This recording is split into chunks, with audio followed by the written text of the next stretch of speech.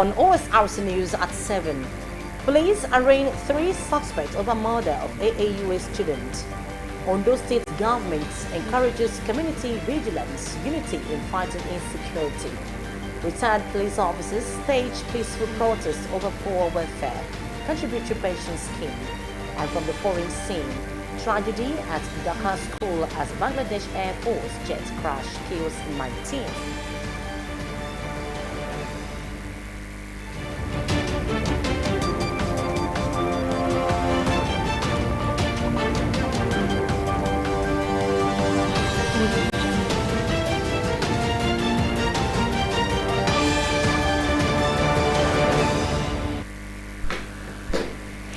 Thank you very much for joining us tonight on the news at 7 on OSRC television. My name is Oyewumi Ayinigbara. 3 suspects linked to the murder of 2 undergraduates from Adekunle Ajashi University, Akungba Akoko, have been arraigned before the Chief Magistrate Court in Akure. Aba Friday and Oka Eloho were reportedly killed by the suspects who allegedly dumped their bodies in Ode-Ekiti. OSRC's Blessing Obi has the details. The tragic disappearance and suspected murder of 2 students of Adekunle Ajashi University, Akungba Akoko, shocked the university community and the entire state. Now, in a move towards justice, 3 individuals believed to be connected to the crime have been brought before the Chief Magistrate's Court in Akure. Ojo Michael and Arugunda Dekola were arraigned on the 6-count charge bordering on kidnapping, armed robbery, murder, and illegal possession of firearms. However, proceedings were stalled as the defendants had no legal representation. The court therefore granted them a 1-week grace period to secure legal counsel. The 3rd suspect, Abdul Mahmoud, was arraigned separately for allegedly receiving an iPhone 14 Pro Max belonging to one of the victims. He was granted bail in the sum of 500,000 naira. The case was thereafter adjourned to August 1, 2025. Counsel to the 3rd defendant, Niyari Bisala, acknowledged the charges. The proceeding for today is remand proceeding. The prosecution brought an application in order to remind the 1st and 2nd defendant in the correctional center because the offense they were charged with. This court has no reason to hear it. But the 3rd defendant only charged for receiving stolen items, and this court has the reason to hear the matter, and they have been granted bail. Friday, Abba and Elu Oka were declared missing by family and friends. Investigations later led to the recovery of Oka Elo's body on June 22 in Ode-Ekiti, while the whereabouts of Abba Friday remain unknown. Blessing Obi, OSRC News. Meanwhile, the Commissioner of Police for Ondo State, Adebowale Lawal, has announced a heightened state of surveillance and intensified community policing around Adekunle Ajashi University, Akungba Akoko AAUA.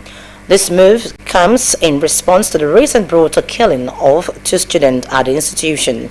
Commissioner of Police Lawal revealed that he has directed both the area commander and divisional police officer DPO covering the AAUA area to undertake aggressive surveillance, frequent patrols, and stronger community engagement to enhance the security of students both on and off campus. He said the personnel are to provide regular updates on development in the area. The Ondo State government has reaffirmed its commitment to promoting the Omoluabi principles of respect, hard work, and valuing life while taking a firm stand against social vices, including cultism, thuggery, and civil unrest. The Commissioner for Information and Orientation, Idowu Ajanaku, restated the government's zero tolerance for any criminal act that could damage the state's reputation or impede its progress. Ajanaku said that Omoluabi values deeply rooted in Yoruba tradition serve as the foundation for a peaceful and thriving society. He called on traditional rulers, politicians, student leaders, market women, religious leaders, and the entire public to collaborate with the government in rejecting cultism, political violence, kidnapping, and other destabilizing behaviors. The Commissioner highlighted that development and investor confidence cannot thrive while insecurity prevails, urging everyone to embrace the fight against crime as a shared responsibility. He also reviewed plans by the government to launch civic education campaigns across all 18 local government areas, leveraging community leaders, local media, and digital platforms to reinforce these values.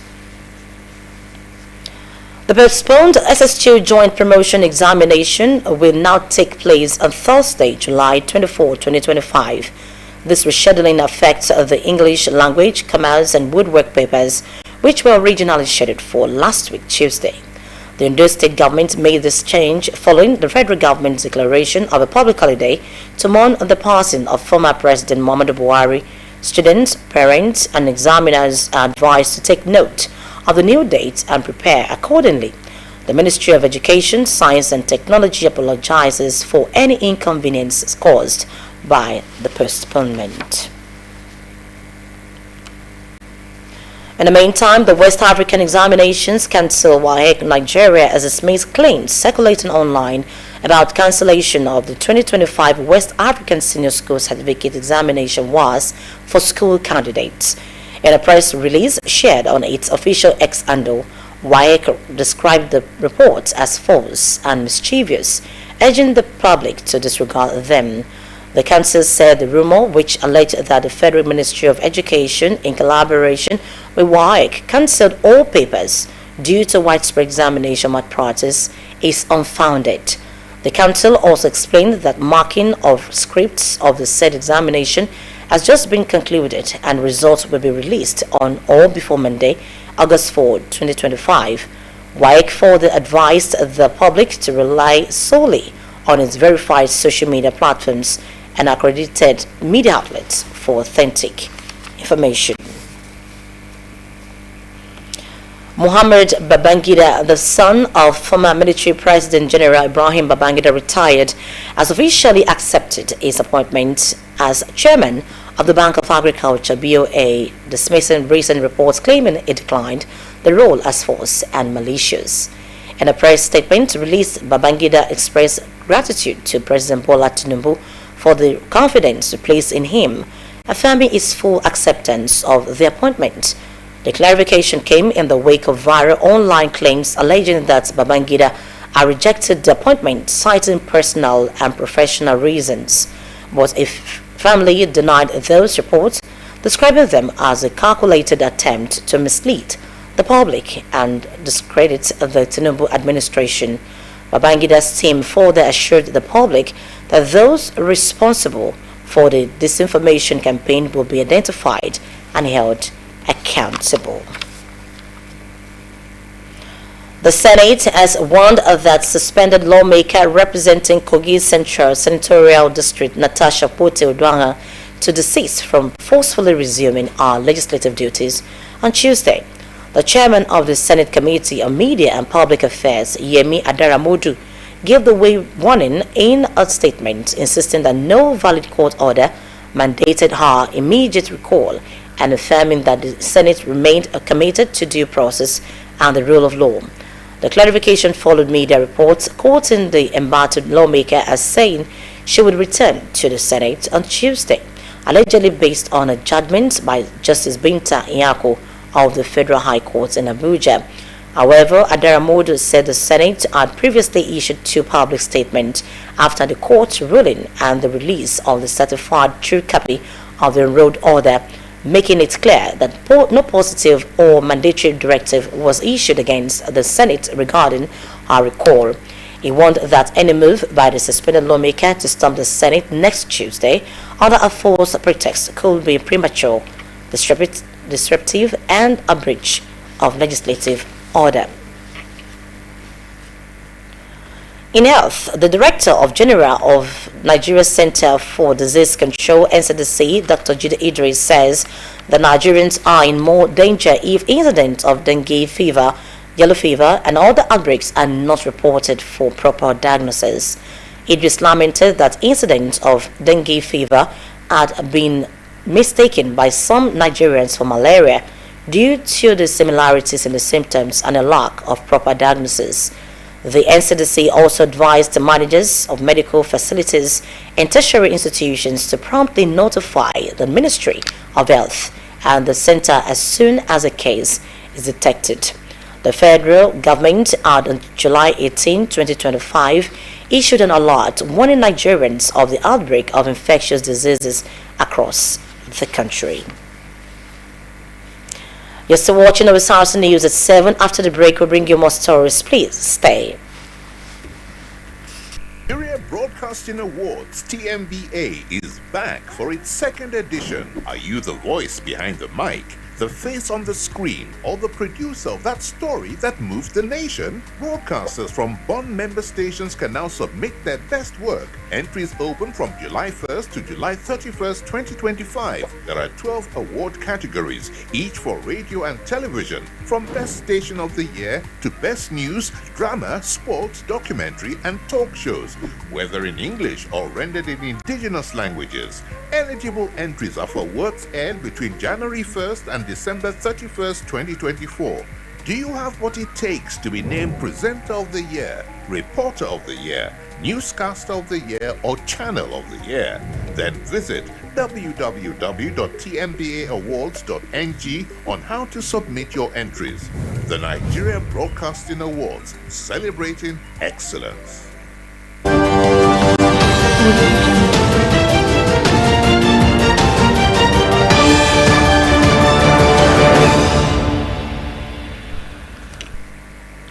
Glad to have you rejoin us. You can watch us live on our website www.osrc.ng or follow us on Facebook and Osrc TV, and on YouTube you can subscribe to our channel Osrc TV Ondo. The Ondo State Commissioner for Economic Planning and Budget, Laolu Akindolire, has pledged commitment towards quality service in repositioning the ministry for greater impact. The Commissioner spoke during an interactive session with staff of the ministry and its agencies in Akure, the Ondo State capital. Joy Pius reports that the Commissioner called on staff members to be dedicated and proactive to their duties.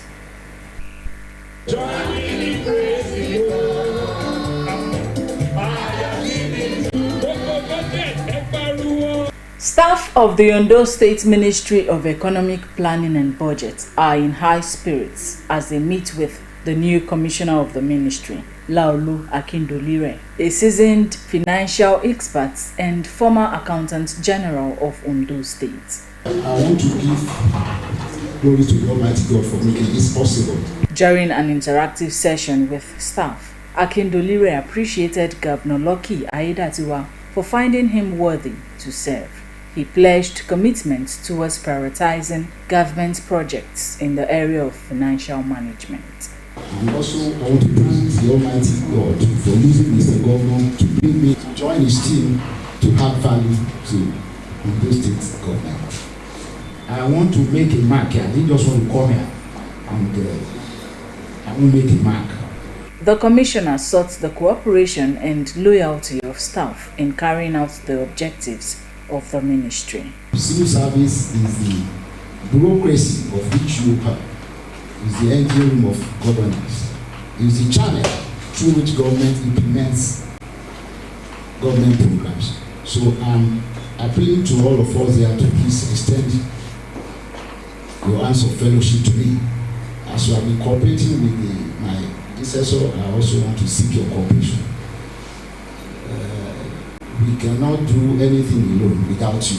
Describing the appointment of the Commissioner as a welcome development, the Administrative Secretary of the Economic Planning and Coordinating Office, Bamidele Daisy, and other directors assured of government's readiness to collaborate in delivering the mandate. He's not a stranger to us. He's not a stranger to our operations. He's not a stranger to our processes. He knows it all. I assure Mr. Governor that, sir, we are your lieutenants and your soldiers, and we will not put you to shame. We will definitely help you to achieve your goal in Jesus' name. We deliver excellence, and we can promise you and promise Mr. Governor that we will not deliver less.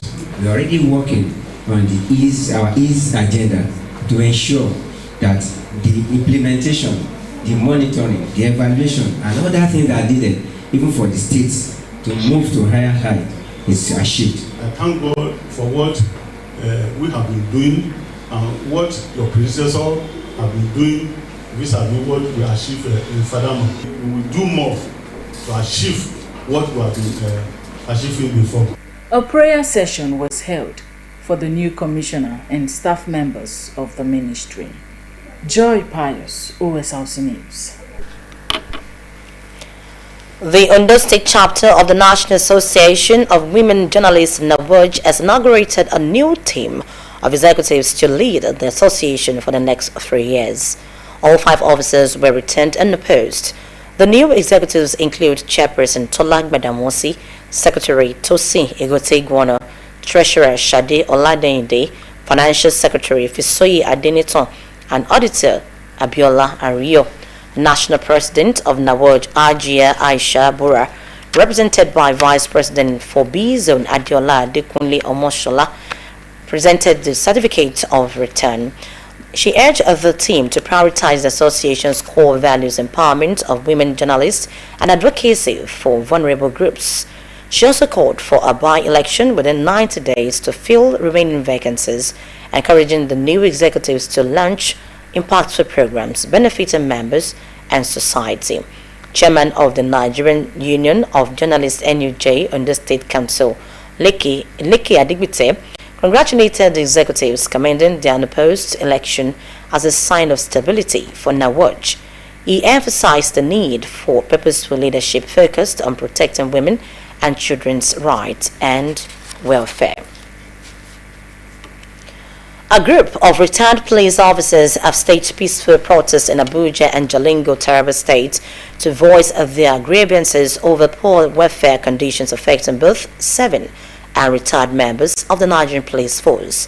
The protest in Abuja was led by convener of the Revolution Now movement, Omoyele Sowore, who joined the retirees in demanding urgent intervention from the federal government.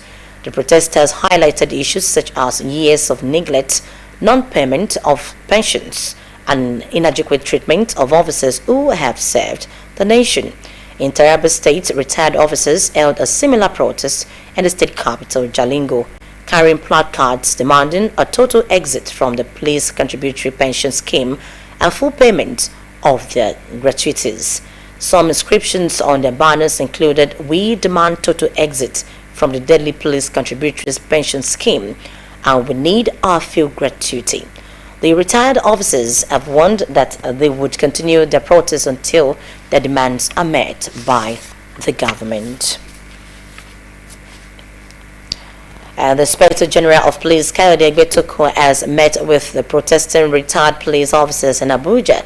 The meeting took place at the Peacekeeping Hall, Force Headquarters in Abuja. The demonstrators, mostly elderly, stood in the rain holding placards and chanting anti-government songs, while some of the retired police officers also besieged the force headquarters in Abuja to protest against the CPS. Egbetoko, however, advised the leaders of the protest to refrain from spreading wrong narratives, as the force cannot abandon their own.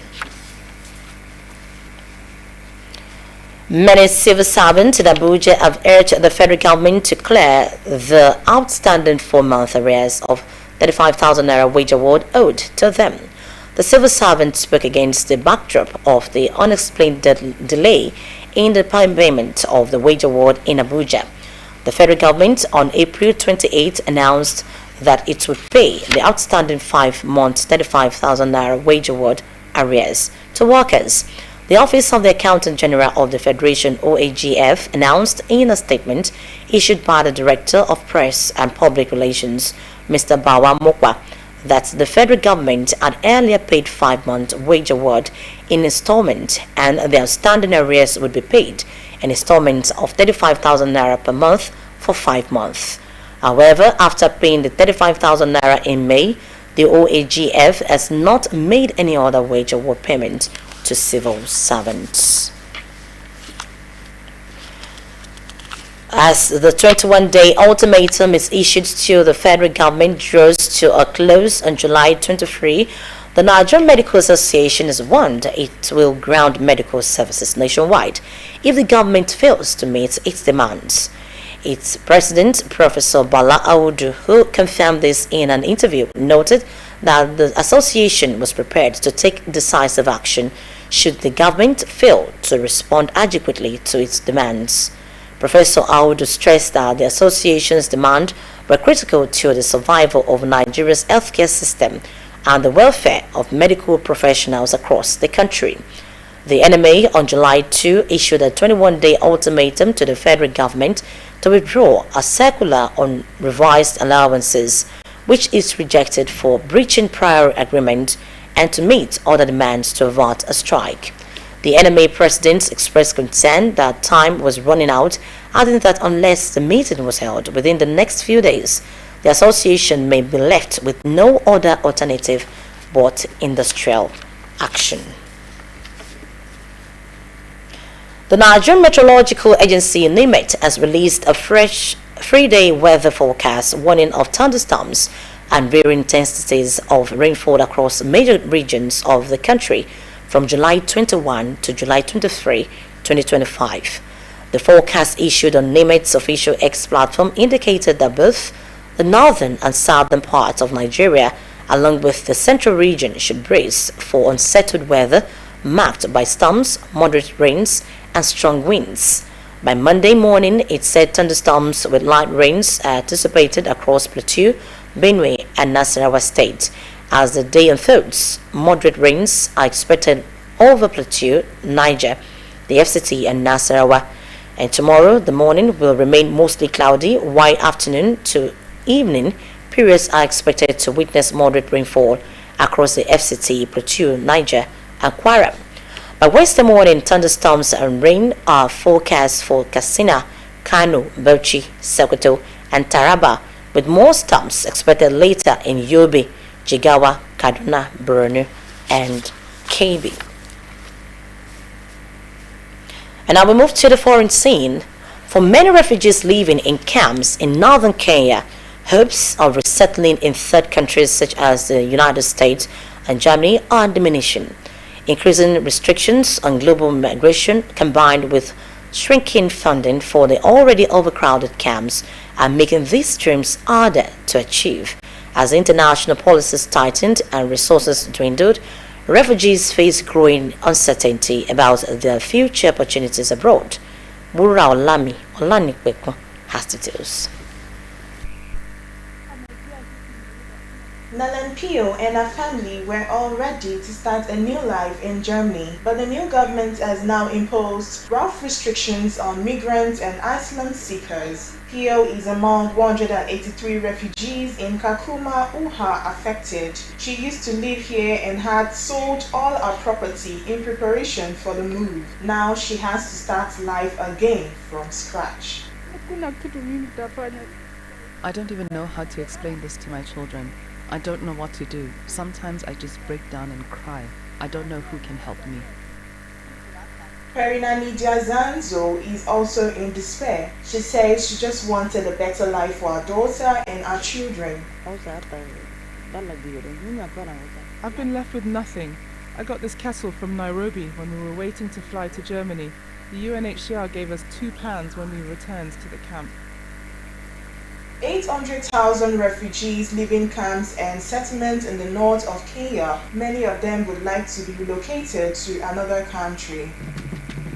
The US is not an option anymore. Countries like Canada and Australia offer few slots. Government officials say the camps are overcrowded and resources are stretched. We will not be able to manage a situation where we have 800,000 refugees roaming in the country, insecure, no food, no way of sustaining themselves. We have to strike a balance. So here, this community of refugees from different countries in the region share a little bit of home. They say they are dealing with similar struggles and this way they feel like a family. Raolami Olanikwekun, Osrc News. At least 19 people, including the pilots, have been killed and over 100 injured when a Bangladesh Air Force training jet crashed into the Milestone School and college campus in Dhaka. The Chinese-made F-7 BGI aircraft went down shortly after takeoff, bursting into flames upon impact near the school's junior playground where students were present. Emergency responders rushed the injured, mostly children, aged between 8 and 14, to nearby hospitals, with more than 20 reported in critical condition. The crash devastated the community, with parents desperately searching for their children amid chaos. Bangladesh interim leader Muhammad Yunus has declared a national day of mourning and pledged a full investigation into the incident, describing it as a moment of deep national grief. The cause of the crash remains unclear as investigation continues. With that, we conclude the news tonight, but before we go, a quick look at the top stories. We told you that the police has arraigned 3 suspects linked to the murder of 2 AAU students. Ondo State government has encouraged community vigilance and unity in fighting insecurity. And we also brought to you the news that retired police officers have staged peaceful protests over poor welfare and contributory pension scheme. And from the foreign scene, tragedy at Dhaka school as Bangladesh Air Force jet killed 19 people. And that's the news tonight. Thank you very much for watching. Good evening.